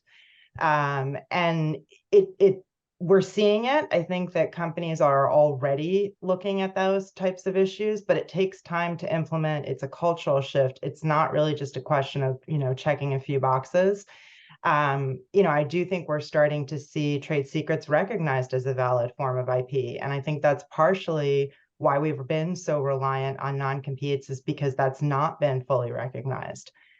There's also the customer relationships and all the other types of information that non-competes protect, other than what we would think of as more technical trade secrets, if you will. But companies just truly are still not equipped to really do an effective job in governing and managing trade secrets. And it's not something that can be done simply. So that's why I think all these measures that are like, let's just get rid of non-competes and it'll be fine. Look at California, that didn't happen overnight. And it's still an expensive proposition to pursue trade secret cases, in part because the work hasn't been done ahead of time in many companies to figure out what they are and go back over, at times, decades of information to figure out what the value is and so forth. So I could go on for hours on this, and I have. But I think you're right, Eric, but I think it's a lot more involved, and that's puts us in a rough position right now without non-competes being an effective tool potentially. Thank you, Nicole. And before asking other people, we're running low on time, so I want to make sure we move through very quickly. The one thing that I will say on trade secret stuff is there's a lot of dispute about what you should list, as Nicole identified. Do you list specific trade secrets or not? That is a conversation for another day. It's incredibly long to go through that, and it's also industry specific, company specific. So there are a lot of factors to take into account. So I think that's critically important for people. Training your employees is critically important, but we don't have time to then go through the details. So let me ask. We've got a few people with their hands up. Jim Pooley, you've I know this is near and dear to your heart, so you want to jump in on that? No, just real quick. I disagree slightly with what's been said, what Nicole brought up about the cost. It is possible to do this simply and do a decent job. And you're right, we don't have time today to talk all about that. And I just think in the background of this conversation about non-competes and the relationship to trade secret management generally, we have to recognize that having non-competes can have a numbing effect on what the company might otherwise be doing or not doing around trade secret management. In other words, we've taken care of it with non-compete, and there's a whole lot more that can be done, and it doesn't have to be too expensive. Great. That's all. Thank you, Jim. Danielle, and then Sabrina, anything quick? I'll be quick. I just want to point out, I know it's hard to hear, look at California, but I do want to point out that California has some of the largest tech companies with very significant trade secrets, and none of them use non-competes, and they haven't from their foundations, they're all pretty new companies. So there are examples of ways to do it. Also, I just want to make a distinction between trade secrets and confidential information.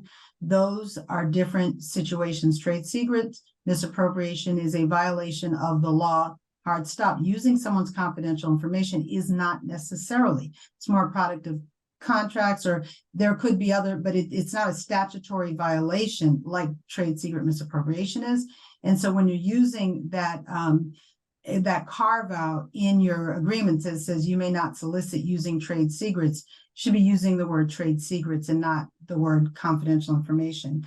The other thing is I would emphasize having a very strong return of property clause and making that extremely robust. Lots of people have very generic things that are out of date and don't reflect the true movement of data today. And so if you wanted to do one simple thing to help clients, it would be to revise that. Great. Thank you, Danielle. Those are good points. John or Sabrina? So I think Danielle took the words out of my mouth. The conflation of confidential information and trade secrets, you've got to be really careful of in California. They're not the same thing. I think a great example that I've seen several times is with customers and customer lists. And clients have, told me defiantly that their customer lists are trade secrets. And then I go on their website and I can identify at least who their top, 20 customers are. So I think, clients also need to understand that they have to have a true understanding of what that meaning is. So I'll leave it at that. Thank you, Jennifer Baldacci. And then we're going to go to a speed round. This is I'll start the speed round. This is going to be very quick. So if you take away anything from this conversation, take a look at Labor Code 2860 in California, which says, because we have protections to counter the lack of non-competes here. This is one of them. Anything that an employee receives by virtue of their employment belongs to the employer, except for their pay information and other things. So just keep that in mind. Awesome. That's great. Thank you. Okay, so that brings us to a few quick ones. Some people have suggested that using garden leave clauses in the concept that it's used in Massachusetts, meaning that the employee is paid during the term of the restriction, as opposed to that they remain employed and basically sit in their English garden. Some people have suggested that will continue. That will survive this ban. Mindy Morton. Yes, possibly. So normally we don't think about that in California. You don't actually have to even give notice. If you give 72 hours notice, that's when you get all your fun pay at the end of when you your last day of work.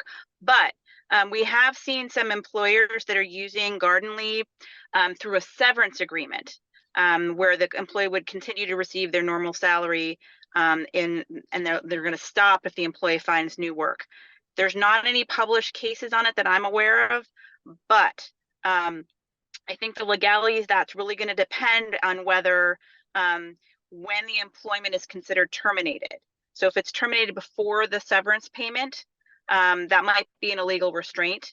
If the termination occurs after the severance has been paid, that might be legal. So I think it's a possibility, but uncharted waters, be really careful. All right, great. Thank you. What about straight notice requirements that actually require somebody, and I think you're going to address this one as well. So a straight notice requirement, you need to give 3 months, 6 months, 9 months. I mean, I think it's the same thing. You can't in a normal employment agreement, we're at will in California, you can't require somebody to give extended notice, maybe through some sort of severance agreement. But again, the timing of that is going to be critical. Great, thank you. Robert, what about contracts for a term? So rather than an at-will employment, you've got somebody under a 1 year, 2 year, 3 year contract. Yeah, practically speaking, employers like their employees to be at will. So because there's a lot of other labor issues with respect to having fixed term employees. So it may work for high level folks, particularly in the entertainment industry. There's been some test cases with Netflix and Viacom, and Netflix and Fox. It's not that you can enjoin the employee, that you can require the employee to work for you. You're never going to get that type of injunctive relief. You may potentially have a damages claim for a fixed term employee who violates their agreement, but they're obviously going to argue 16600. Under the Netflix case and the Fox case, there was a tortious interference claim. So the hiring employer was at least maintained the claim for tortious interference with that fixed term employment agreement. So it's a possibility, but then you have to take into account the new statute where it says it impacts agreements that may not even be with the employee. Great, thank you. What about a straight forfeiture agreement? If you leave, you forfeit your unvested stock, options, whatever it may be.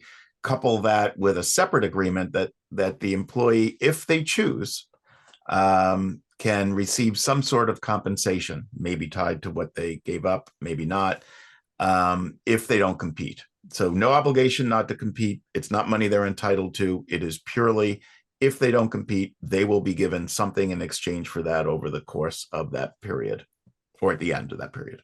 Yeah, so you're never gonna get an injunction from a California court to enforce that. So you're basically just trying to dangle a carrot to get them to try to comply. There's been a lot of case law over in the past about forfeitures being viewed as a violation of 16600. I put those cases in the chat. The Edwards case, expressly overruled the IBM Bajort case that allowed that as a narrow restraint. So I know we're going to have somebody talk briefly about ERISA plans and top hat plans where that could be a possibility. I think any sort of forfeiture type language is not going to work if you're just sort of dangling something out there that you're going to stay on as a consultant, if you're going to stay on as an employee for a fixed term, and if you want to earn money, you're not going to compete during that time you're a consultant or an employee. That may work, but you're not going to get injunctive relief, and it's just going to be viewed as sort of a consultancy or a fixed term. The employee is going to be able to walk away from it. The question would be whether you had a damages claim. Thank you very much. What about top hat plans? So ERISA plans for high executives, senior executives that include non-competes. Then it's under ERISA, and ERISA preempts state law. What are people thinking about that, Scott? Yeah, it's got a lot of attraction to it because you've got the advantage of the preemptive effect of ERISA. But to go to Robert's point, your remedy is limited. You're not going to go get injunctive relief. The plan administrator can deny the benefit. The competitor just compensates them to, offset what they're giving up by getting the benefit lost. Usually these plans are set up where their vesting rights end when they terminate. So the termination itself cuts off a lot of it. You can set up a severance plan, and that's probably where it has the most leverage because you can shut down the money stream that you're paying them over a length of time. You got some 409A issues you got to keep in mind, but there's a way to do it through an ERISA covered severance plan that gives you a little leverage. Again, though, it's not injunctive relief. And then the last sort of way of looking at it is to try and put in a clawback. Once something's vested and you're trying to claw it back, you've got a lot of wrinkles that get created by how the plan's set up and whether it says it's rewarding services rendered, because then you start getting into a whole arsenal of wage and hour, forfeiture of wages issues. And most plans are set up with that kind of language in it. We have had some success with clawbacks where the plans were very carefully worded to specifically avoid that and set it up to do the clawback, but that's pretty rare. It's not the normal plan you see. Great, thank you. What about retention bonuses, Jim Pooley? Yeah, I mean, this is something that if you can get the employee to agree once they've given notice to stay on for a period and pay them something for it, and that they would have to return if they left early. And it's only about if they left early, not leaving to go to a competitor, then you will at least retain some level of control over them. But it's a limited option because they're frequently not going to agree to it. All right, great, thank you. What about arbitration agreements? Arbitrate under the FAA, Federal Arbitration Act, with choice of forum and choice of law outside of California. Indy?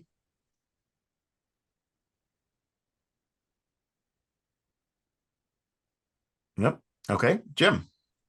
I have to tell you, that's a tough one because the FAA and arbitration is given priority over everything. That's typically what judges are trained to look at first. is there an enforceable arbitration provision? Now, I will tell you that under California's laws, an arbitration agreement that contains an invalid non-compete may be sufficient for the court to find that the arbitration agreement is somehow invalid or unenforceable. I just had a whole arbitration provision deemed unenforceable because of the existence of a covenant not to compete that was to be enforced under Florida law in a Florida arbitration. So I question, though, whether or not if the remainder of the arbitration agreement is not, what's the word I'm looking for? If it's not onerous, other than the non-compete, whether or not it would be enforced. That's all. I think it's a tough question. Yeah, and I will say there have been actually a couple of California very recent, within the past 2 months for one, and another one several months back, invalidating arbitration provisions that were arbitration under the FAA. And this is in California, of course. So any other ideas, anybody? Jackie? Yeah, I had dealt with a client that was embracing the fact that they were just going to get rid of their non-competes altogether, including, obviously, they didn't have one in California to begin with, but they were just sick of having to mess with the massive amounts of state non-compete laws that they were. And so we really collaborated on a very, I hate the word robust because it's so robustly overused, but contractual remediation provision where the employee agrees to cooperate in remediation and bear all the costs, but it actually goes down and kind of, really detail what it might involve as far as social media accounts and third-party forensics, and that it might extend to a new employer, and that if the employer, the contracting employer, seeks to get remediation from the subsequent employer, that won't be grounds for a tortious interference claim by the employee, and the employee recognizes that if they, give confidential information to a subsequent employer, that may result in them losing their job. A lot of this is more scare for the employee, like sitting there. I mean, it's common sense to us and to a court, but having an employee acknowledge that, oh yeah, like if I take this with me, I might get fired by the subsequent employer. It's just was something that my client particularly liked, to give them comfort once they had to get rid of their non-competes. Great, thank you. So I know, Robert, give me 1 second. We've hit the hour, so I just want to let people know we're going to have 2 polling questions just at the end, very quick for anybody who can stay on. And everybody, thank you all for your participation, both as speakers and in the audience. The recording will be available hopefully this coming week. I will put it up on my blog, faircompetitionlaw.com, through YouTube. Anybody who wants to download it is free to download it, put it up wherever. And I suspect many of the speakers might make it available themselves as well. If you have any follow-up questions, please do not hesitate to reach out. We're here. We're happy to answer them. This is obviously very complicated. All right. So with that, Robert, and then we're going to go to the polls. Yeah, if you're going to update your restrictive covenant agreement and you have an arbitration provision, you should be aware of a recent California case that came out that invalidated the arbitration agreement. It pointed to language in the NDA, typical language that you see. It pointed to language that the employer didn't need to post a bond. It pointed to language that there was no requirement that the employer show irreparable harm. And it was also language indicating that the employee was consenting to an immediate injunction. And so the court pointed to those provisions in the NDA as a basis to overrule the arbitration provision. So if you're updating your agreements, you should update that form language. Well, thank you. That is another good thing for people, another trap for the unwary. All right. Here's the poll. First question. These will be very quick. Options that you might choose. Which options would your company use? Choose all that apply. Notice requirements up to 3 months. Notice requirements between 3 and 6 months. De facto forfeiture for competition agreement. So basically a forfeiture agreement, but if somebody leaves sorry, and they go to a competitor, sorry, everything is forfeited, forfeiture. But on the other hand, if they leave and don't go to a competitor, then you can tell them it's not forfeited. So basically using a forfeiture for competition agreement, either de jure or de facto.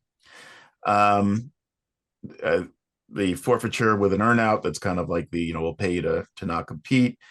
The RISA plan we talked about, and contracts for a term.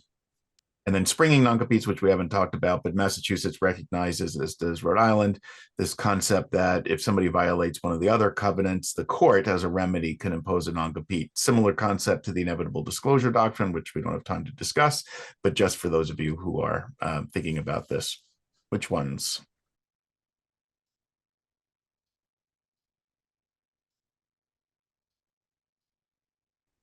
Okay, so what we're seeing, and we'll let this just finish out for just one more minute. What we're seeing is the de facto forfeiture for competition provision, the forfeiture agreement with a separate earnout and arbitration, and then maybe other agreements. So the things that people are most focused on. Okay, we'll circulate that to anybody who wants it. Next poll.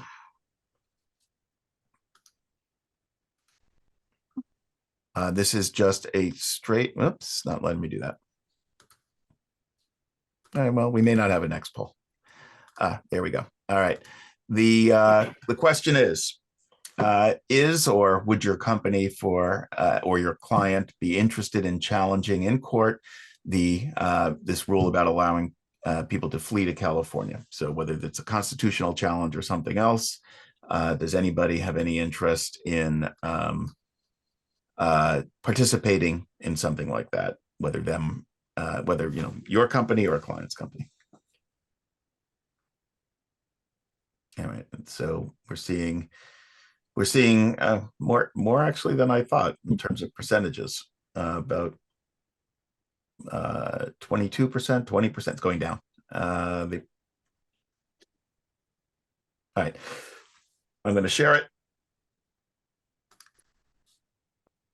So we've got about a quarter of people think that there would be some interest in challenging the law, and 3/4 think no. So that's sorry. There we go. And so that's something to keep in mind. If people are interested in that, if they want to discuss that issue further, either clients or lawyers who have clients, I'm sure anybody on this call would be very happy to have that conversation and talk about it and figure out whether there's anybody who might want to get together to do something like that. All right. So with that, I think we can close this out, and please do not hesitate to follow up with any questions. And if we haven't answered your question during this, we apologize, but again, please send that to us. Thank you, everybody.